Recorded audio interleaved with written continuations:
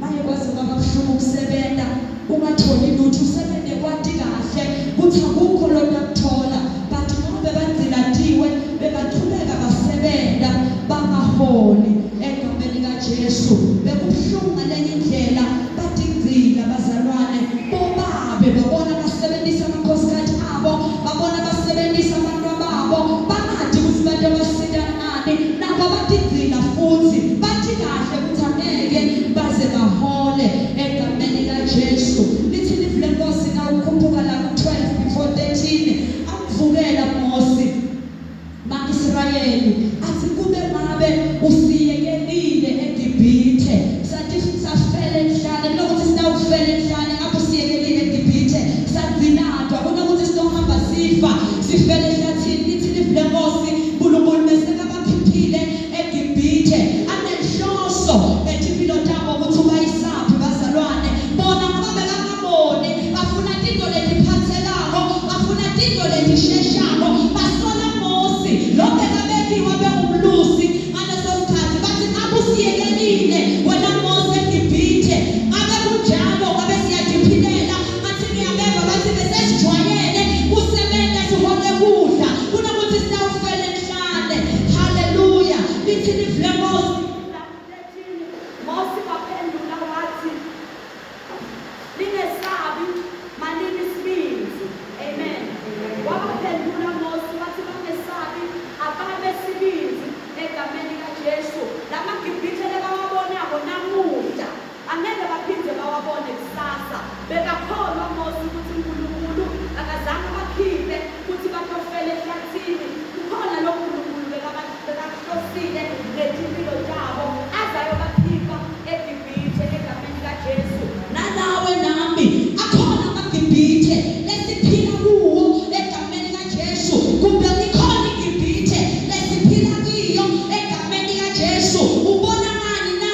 Kunebantu labamonithara impilo yakho busuku nemini, kunebantu lababhlokha i-success yakho emhlabeni uphila egameni kaJesu, kunebantu labahlala bakufisela lokubi ngaso sonke isikhathi noma kwenda lokuhle noma ukhuluma lokuhle bakufika kubo bayaguqula bakwende kube kubi kuze kuthi uhlale useGibhithe umzilandekile moya wakho ungakhululeki egameni kaJesu. Ufuna kusho namhlanje yasekuseni kuthi lamaGibhithe lomabonako namuhla lalela kusasa angeke uphinde uwabone egameni kaJesu. Ungabe uphile eGibhithe namuhla, ungabe ungena useGibhithe kulomnyaka ekuseni, kepha lalela ukhona uNkulunkulu ningadothi impilo zethu lowathi konke lokufuna lutho ngathi wawakhipha ama-Israyeli endaweni yaseGibhithe labe kumanti bakhona. Lalela egameni kaJesu bekumasilula kuphuma kwama-Israyeli endaweni yaseGibhithe. Imani zaba na ngoba bekufuna bayakrosa lwandle lolubovu akusibani nabani noma wayefuthi kude umuntu lonke wena kulwandle aphinde aphile. But uNkulunkulu kwentekile ngoba possible. Ayikho into lengeke yenzeke empilweni yakho uma nje wena ucina uhlala kuNkulunkulu ungasibinzi loMgibhithe lophila kuye namuhla kusasa angeke asabakhona. Lithi livule Nkosi uNkulunkulu wasebenzisa Mose kuthi ashayela abantu bavule umgwaqo impelekeni sikubita ngokuthi benjini lokunye kuthe lwandle qobona abantu lwandle ayinasiqalo lwandle ayinasiphetho lwandle alipheleli nawumile ubuka lwandle mehlakho kuphelela wona lwandle lungakapheleli. So kwaba possible njani kuthi kuvuleke umgwaqo ema-Israyeli akhona kuwena athi nasekangenile lamaGibhithe nasekasemphathini wakuvala lwandle lolamakhuluma imanga lolehlala gadethile umnikade ethi impilo zethu umnini mandla wonke afa onke emaGibhithe. Empilweni yakho kalivula lwandle utawukhosa over egameni kaJesu. Phela wena sowugivaphile, wena sowuhleli la uhleli khona emzilandeleni sowuze wena ne-item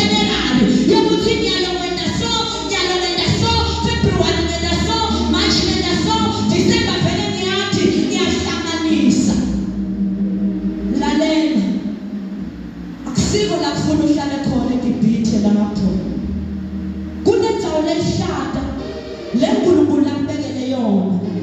Nkulunkulu wabawelisa bantwana baka-Israyeli esheya bazalwane kumadima kunjalo sebalahlile kude namunye nobekade kuthi kutawendekani, kepha nkulunkulu wenta timanga wabakhomba ukuthi yena ngubani.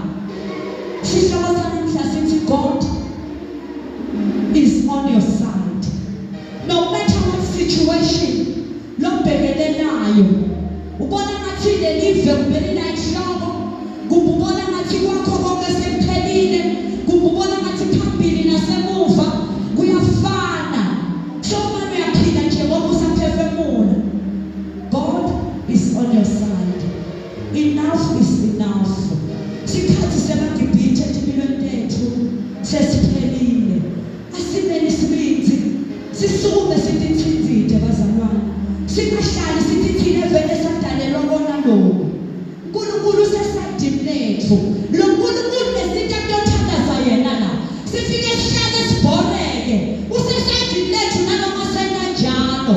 Uzuthi kude mzalwane qobo nje uthe kwenzeke kuyasukuma uhleli akabuyi uhleli siyagenza noma gidzi letudlalise inyawo khona laphansi akadlalisi ayingene namba.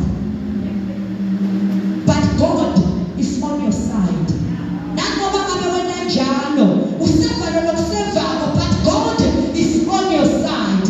Lokugibhithe lophila ngaphakathi kwakhe namuhla nawuphuma ngalomnyango lokugibhithe mele wakubona kuphela nje wena phakamisayo lakho emhlabeni isipho lakho luvela kuphi na? Isipho lakho livela kuNkulunkulu. Hallelujah. Lithi the gospel lapha ku-Isaiah chapter 41 verse 10. Ungesabi ngokuba mina nawe, ungakhathateki, itakubamba ngesandla sekudla ibe sengiyakufika. Haleluya. Utakubamba ngesandla sekudla abese wena njani uyakusita kulamagibhithe lalophila kuwo, kule ndzawo lophila kuyo, lobungqina lophila ngaphansi kwawo, lalela lokuhlukumezeka lophila ngaphansi kwawo. Ungesabi, ukhona uNkulunkulu. God is on your side. Lithi livlenkosi kumshumayeli chapter 3 verse 1.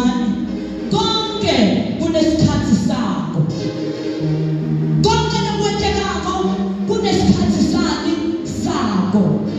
Akukho lokwenzeka ngeliphutha. Konke kunesikhathi sakho. Konke kuyafika, konke kuyadlula. Safika isikhathi sema-Israyeli kuthi ayangena eGibhithe agcinateke, owabekela isikhathi uNkulunkulu kuthi ngalesikhathi lesi kuthi abese kuphelile ngoba uNkulunkulu wesikhathi wabese uyawakhipha.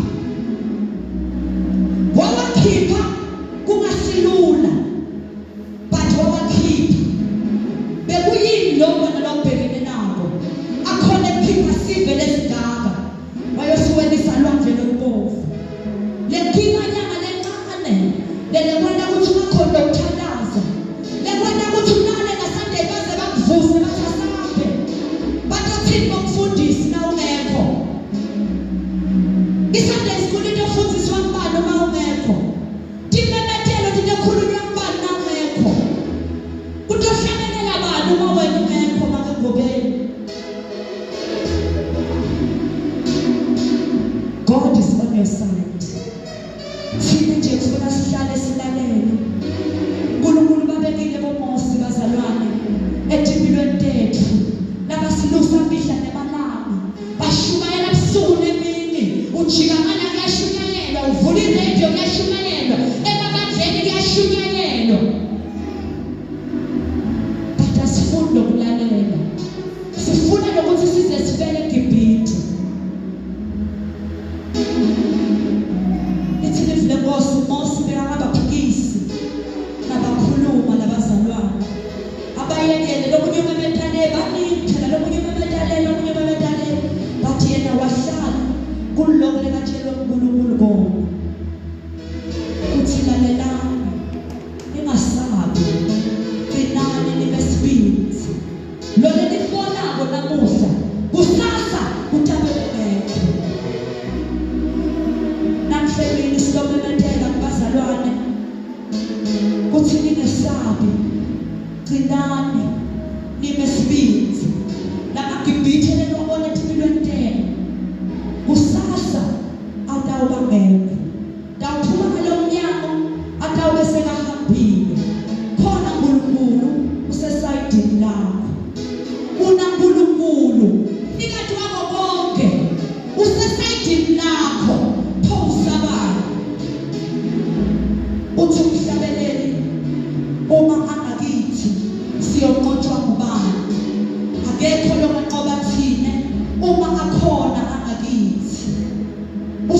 esayidini lakho namhlanje sithi nasiphuma la sathi kahle ukuthi ukhona lo sesayidini lethu sesiyathi kwenyanga yokugcina eminyakeni nendeke ingcondo yethu isahlangahlangene awathi ukuthi kwenda mlalela ukhona usesayidini lakho uyazi ukuthi labantwana uzabanikani ukhona usesayidini lakho uyazi ukuthi le uniform uzoyithenga ngani ukhona usesayidini lakho uyazi ukuthi le school fees utasibhadala ngani uyazi ukuthi batawudlala ekhaya kule season lesingena kuyo ukhona usesayidini lakho kube ngabe bekangekho ngabe uhlulekile ngabe awafiki nakulenyanga lesi-11 but ngoba ukhona usesayidini lakho uyazi ukuthi utawenda njani futhi kuze kube possible empilweni yakho.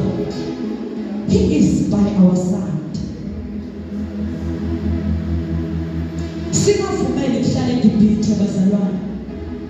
eGibhithe ungahlala khona isikhathi eside utawugcina nawe so beyond repair ngoba ngekho umuntu lomasebenza besigcina ekugcineni kwako konke aphinde abe kahle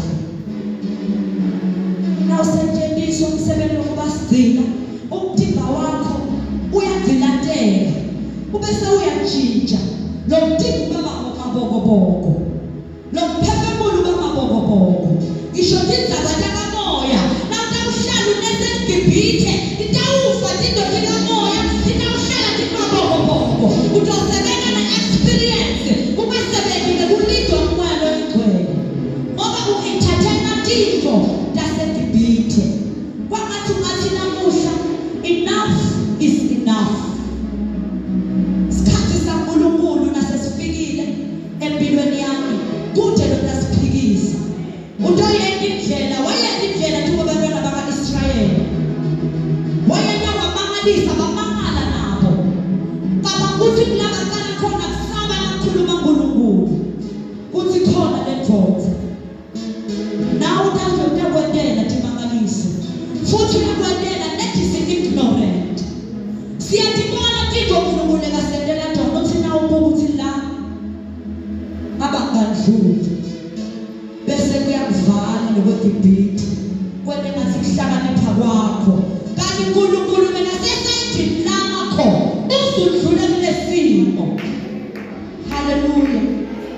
Ubona ngathi wena wathi konke uthi avele mina bekamele baze balunga akatiwane phela mina dinanatelo tamatatiwa la eSouth Africa mengisho statiwa kuphi wakatiwane mina dinanatelo tamkutelo watiwa la eSouth Africa sibongo sama sikagcwala bekamele baze balunge kanti uNkulunkulu osesayidini lakho lokwesibongo nje ibhansela egameni kaJesu hlala kuNkulunkulu lithi livule ngosimosi wakaphendula masimnanzi kunzima nayabona ukuthi phela la batasenda kabi labantu wathi kubo ningasabi ngathi ngiyambona sekakhuluma naye thathathelisa livi ngoba bekakhona ukuthi ukhona lo sesayidini lakhe yathi na ukhona ukuthi ukhona lo sesayidini lakho awunandzaba nesimo babemanzini ukuthi sinjani noma sebekhala bonke balele phansi wena nawathi ukuthi ukhona nihamba naye ukhuluma ngekucina ngoba uyathi ukuthi ukhona lo takugcinisa wathi ningesabi manini speed sengivapile nje so etimpilweni ukhipha namagama emlonyeni ukuthi ngiva ngathi kungafa kubekani. Your time is not over yet. Cina speed ukhona usesayidini lakho utokwenela timangaliso noma ngakushiya ekhaya kumnyama ngakanani lana usesayidini lakho konke kunesikhathi sabo lesikhathi lesi asikho permanent siyadlula msebenzi wakho ukuthi ucine umespeed lokuGibhithe lokushiyele endlini efriji kusasa tabe sowungekho. Haleluya.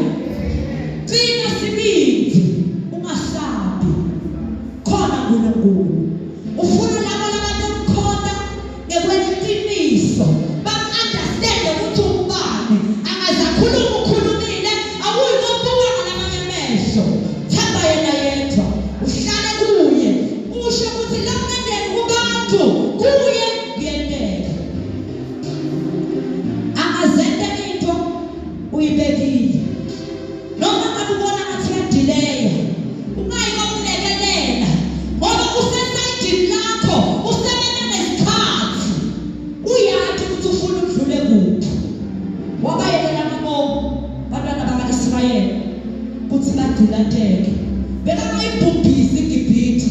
And second, angithi yadalwa nguye kwasaleyo Gibhithe yakhona yadalwa nguye bekangayibhubhisa futhi ente ngamabomo abanye omunye ngabomo bese ubhubhisa nabaseGibhithe.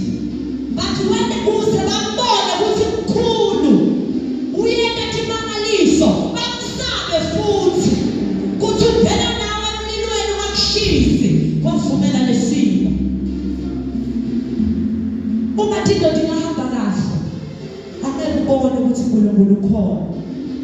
Kumele indoda ibophinza tithi ufundlule eGibhithe uvilateke bese uyena uyacina uthi I know the Lord will make a way for me. Akahlali ke uNkulunkulu la ngcole khona. Sekugcina yebo usesayidini lakho but akahlali la ngcole khona.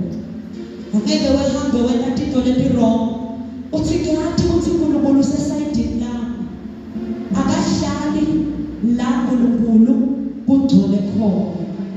Uyabuka uNkulunkulu ukuthi uhlala kuphi egameni kaJesu. uNkulunkulu lesikhwele longafundi indoda yakhe igcoliswe. Ufuna ukuhlala la kuhlanzeke khona, ufuna umadisise, ufuna umsabe, umhloniphe, wenza into yakhe mihla nemalanga. Bese utawuhlala abesesayidini lakho. Utawuzina ucela abese uyakuphi. Utabese uyakubamba ngesandla sekudla amdabuke. Utosivumela lesikhathi sekulila lo suku uphila ngaphansi kwaso kuthi sidlule bese ukuletha sokujabula ngoba wena uyamsaba. Ungathi ufuna konke, ufuna kwasemhlabeni, ufuna kwaNkulunkulu. Impilo yakho seyididana solid nawe wathi uthi akunadzaba noma ngabe wena lo usesayidini lami. Lisho njalo iBhayibheli lithi ukhona usesayidini nasebusuku usihamba nami usesayidini lami. Usho yesenithi uyetini akahlali ke uNkulunkulu lapho kunjalo khona. Yebo usesayidini lethu bazalwane but akahlali la kugcwele khona.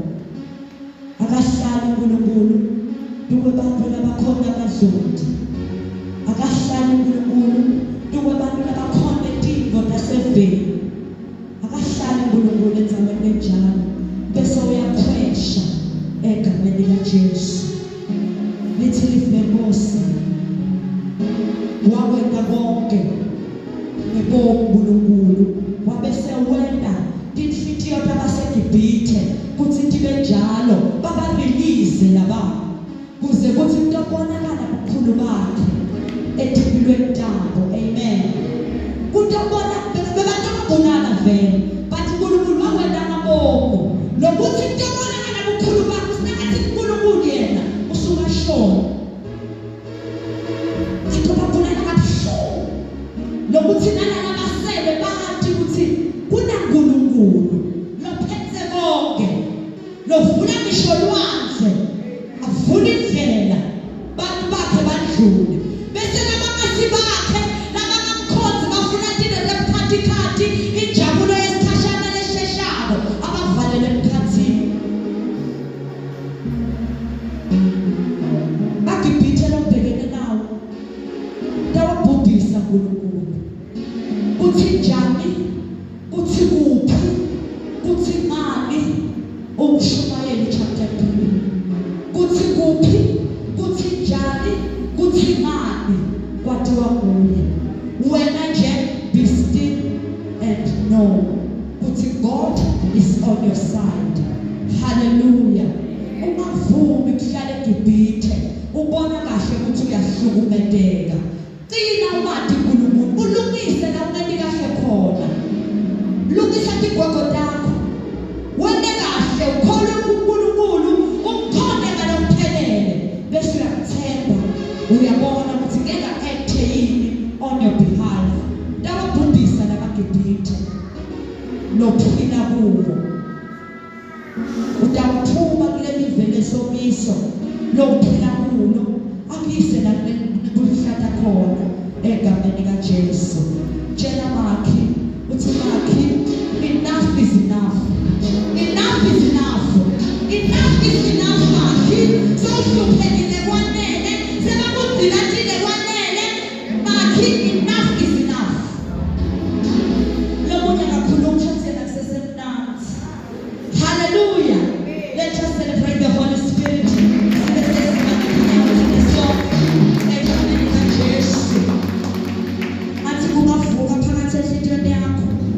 Ubuke simo sakho, ubuke ama-surroundings akho, ubuke la ubuya khona, ubuke la uya khona egameni kaJesu Kristu waseNazaretha. Bese uyatibuda uthi iyo yini lempilo le wena lofuna kuyiphila.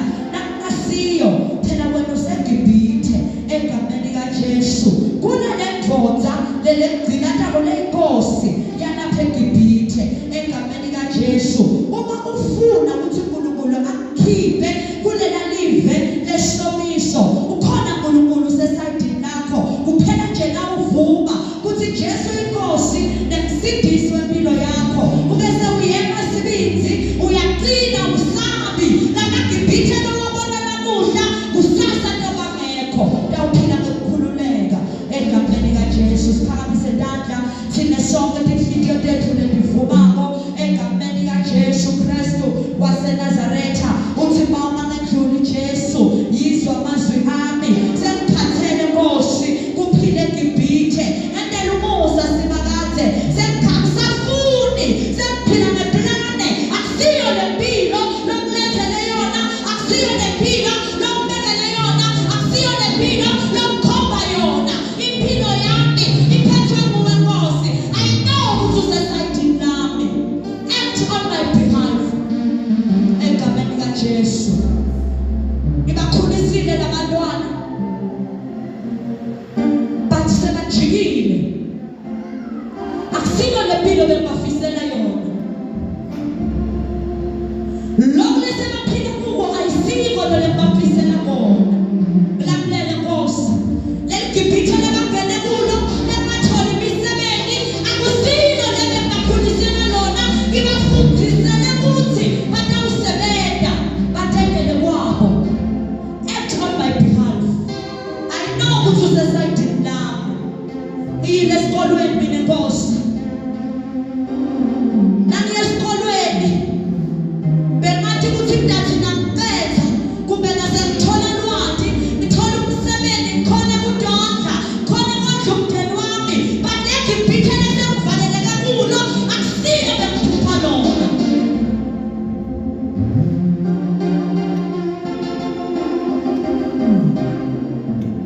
Ucelile mshado Nkosi, wangipha wona ngoba vele mshado munye. But lo bengiwucela akusiko lelo manje emshadweni wami. Leli Gibhithe lengene kulo ngidinga kulenyulela nguwe Nkosi. Lalela ukhona usezulwini, uyasiva sisemhlabeni. Noma ngabe isimo sakho sisibi kangakanani, noma ngabe kumnyama kangakanani, ukhona uNkulunkulu usesayidini lakho. Yima kahle naye, waletha indoda yakhe kahle. NamaGibhithe lowabona namuhla kusasa angeke usawabona. Ngiyasebenza ngiyahola but imali igcina ngengena. Ithi money in iphelele khona lapho kulo money in. Angiyazi ukuthi bese iyaphi. Sengiphila ngaphansi kweGibhithe letikweleti. Ayisiko lo Nkosi lo bekungena kucela umsebenzi, ayisiko lokho. Babelo igcwele egameni kaJesu. Yiso Nkosi yethu Jesu. Emini yasekuseni ngithi laba babe egameni kaJesu. Babelo igcwele siyakholwa futhi siyathi ukuthi ubalo igcwele ukhulumi kungena sizathu. Kunemiphefumulo babelo ufuna kuyikhipha eGibhithe namhlabeni egama likaJesu. Siyabonga kwathi Nkosi futhi wena usesayidini lethu. Sizohamba ngekuthemba, singasabi, siqine sathi ukuthi ukhona wena. Mika nje impilo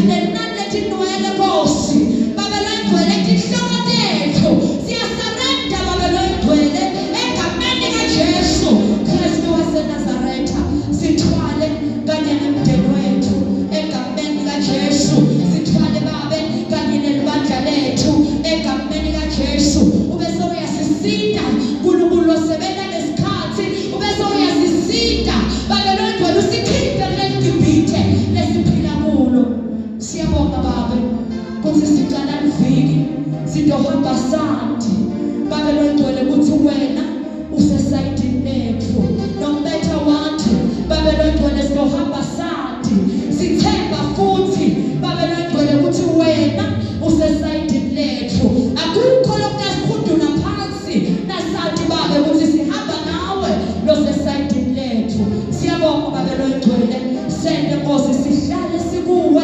ngaso sonke isikhathi ukuze nawe uhlala kahle kuleli sayidini lethu wenze kahle kuze usesayidini labantu bakho egameni kaJesu Father God we thank you in the name of Jesus sithwale ke Baba loyigcwele egameni kaJesu usendele kahle Baba egameni kaJesu Kristu waseNazaretha libandla lonke lithi amen